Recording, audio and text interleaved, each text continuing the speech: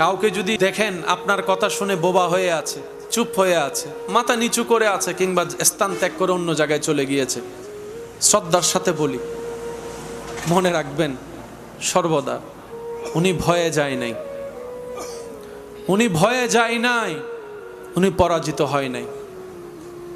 উনি নীরব হয়ে সাইড কেটে চলে গিয়েছেন কিংবা মাথা নিচু করে চুপ করে আছেন।